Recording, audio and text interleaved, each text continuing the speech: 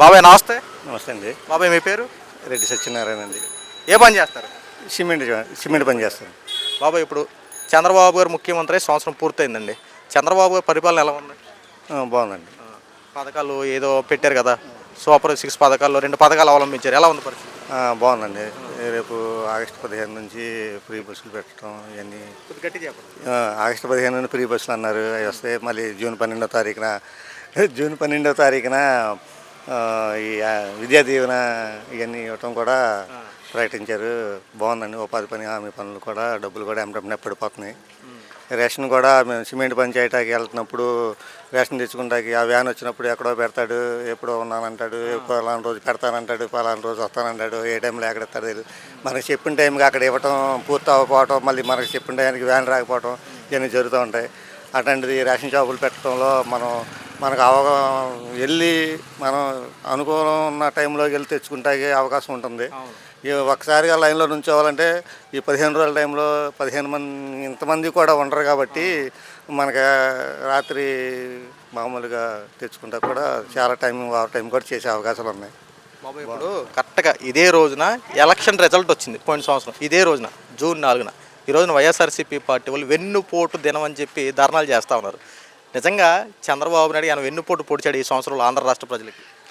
లేదు సార్, అదే ఎందుకంటే పథకాలు అందుతున్నాయి కదా, అభివృద్ధి మనం చూస్తూ ఉన్నాం. ఇప్పుడు రోడ్ల పరిస్థితి బాగుందండి. ఎక్కడ దాకా ఎందుకు మా ఇంటి ముందు రోడ్డే మామూలు నలుగుపోయి ఉంటే చానాళ్ళు ఇబ్బంది పడ్డాము.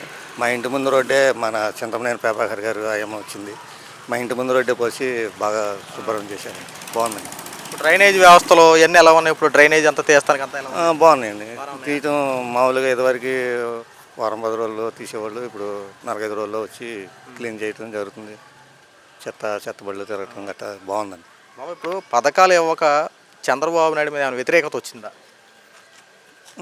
మాకు తెలిసి అయితే ఏం లేదు. మా వరకు అయితే బాగుంది. అంటే తల్లికి వందనం ఇవ్వడం కాస్త లేట్ అయింది, దీనివల్ల ఇబ్బంది పడుతున్నారని చెప్పి తెలిసింది, నిజమేనంటారు?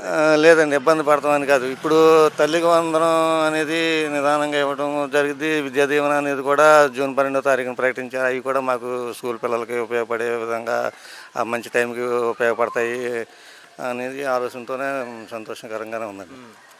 ఏంటి బాబు ఇప్పుడు పథకాలు కావాలా, అభివృద్ధి కావాలా? మనకి మెయిన్ ఇంపార్టెంట్ మనకు అభివృద్ధి కావాలండి. అభివృద్ధి కావాలి. మరి ఇప్పుడు పథకాలు లేక చంద్రబాబు పరిపాలన వ్యతిరేకత వచ్చింది అంటున్నారు? లేదు సార్, బాగుందండి. సరే, ఇప్పుడు ఎలా ఉంది? మీరు టాపీ మేస్తారు అంటున్నారు.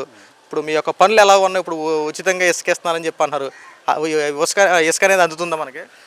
ఫ్రీగానే ఉందండి, బాగుందండి. ఇదివరకు కరోనా టైంలో పనులు లేక ఇసుక లేక టైట్ అయిపోయి చాలా ఇబ్బంది పడ్డాము.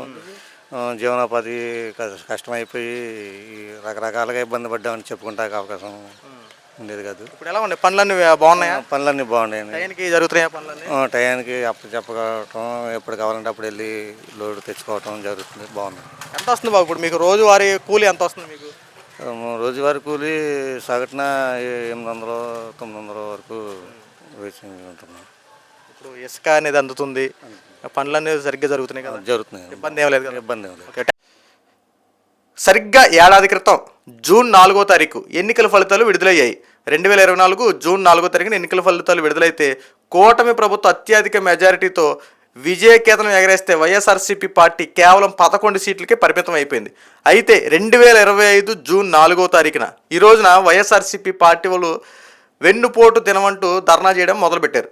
అసలు వీళ్ళు మాట్లాడే మాటలు ఎలాగుంటాయంటే, వైఎస్ఆర్సీపీ పార్టీ జగన్మోహన్ రెడ్డి బురద జల్లే రాజకీయాలు చేయండి అంటే ముందుంటారు. ఇక్కడ జగన్మోహన్ రెడ్డిని వైఎస్ఆర్సీపీ పార్టీ వాళ్ళు వెన్నుపోటు దినం అని చెప్పి ఒక పోస్ట్ రిలీజ్ చేసి ఈ రోజున ధర్నాలు చేయడం, కొన్ని చోట్ల సూపర్ డూపర్ సక్సెస్ అయిందని చెప్పి మాట్లాడుతూ ఉన్నారు. ఒకసారి వాస్తవాలు తెలుసుకుంటే సంవత్సరం నుండి ఈ కూటమి ప్రభుత్వం అంట వెన్నుపోటు పొడుస్తూనే వచ్చిందంట. ఒక పక్కన ప్రజల్ని వెన్నుపోటు పొడిచింది, వైఎస్ఆర్సీపీ పార్టీ వాళ్ళని కూడా వెన్నుపోటు పొడిచిందని చెప్పి మాట్లాడుతూ ఉన్నారు. ఎలా వెన్నుపోటు పొడిచింది? అసలు వాస్తవంలోకి వెళ్తే వైఎస్ జగన్మోహన్ రెడ్డి గత 5 సంవత్సరాలు చేసినటువంటి పనికి ఆంధ్ర రాష్ట్ర ప్రజలు జగన్మోహన్ రెడ్డి అనే వ్యక్తిని అసలు ఆంధ్ర రాష్ట్రంలో ఉండనీయకూడదని చెప్పి 11 సీట్లకు పరిమితం చేసి ప్రతిపక్షం కూడా లేకుండా చేసి మూల కూర్చోబెట్టినటువంటి జగన్మోహన్ రెడ్డి ఈ రోజున ప్రజలు నిన్ను వెన్నుపోటు పొడిచారు, నువ్వు ప్రజలు వెన్నుపోటు పొడిచావా? గత 5 సంవత్సరాలు ప్రజలు నువ్వు వెన్నుపోటు పొడిచావు కాబట్టి అందుకు ప్రజలు నీకేం చేశారంటే ప్రతిపక్షం కూడా లేకుండా నిన్ను పక్కన కూర్చోబెట్టారు. సంవత్సరం పరిపాలనలో కూటమి ప్రభుత్వం నిన్ను మీ పార్టీని వెన్నుపోటు పొడిచిందా? నీకు ఎలా ఉందంటే ఈవీఎంలు పాలిటతో మోసం చేసి గెలిచారని చెప్పి మాట్లాడుతున్నావు కదా.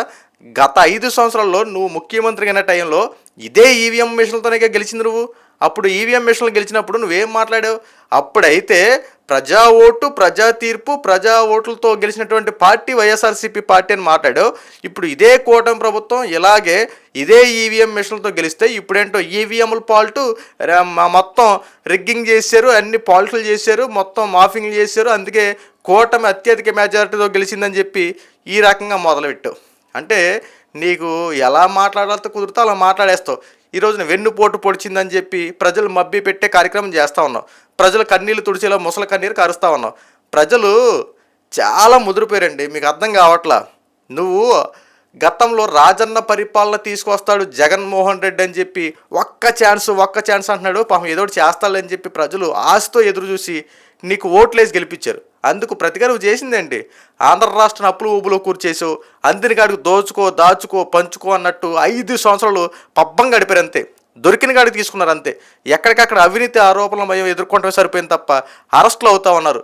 పక్కాగా సాక్ష్యాధారాలతో ఒక్కొక్కరిని బయటికి లాగుతుంటే అన్నీ బయటపడేపాటికి తప్పించుకునే ప్రయత్నంలో రోజుకొక అంశానికి తెరలేపుతా ఉన్నారు.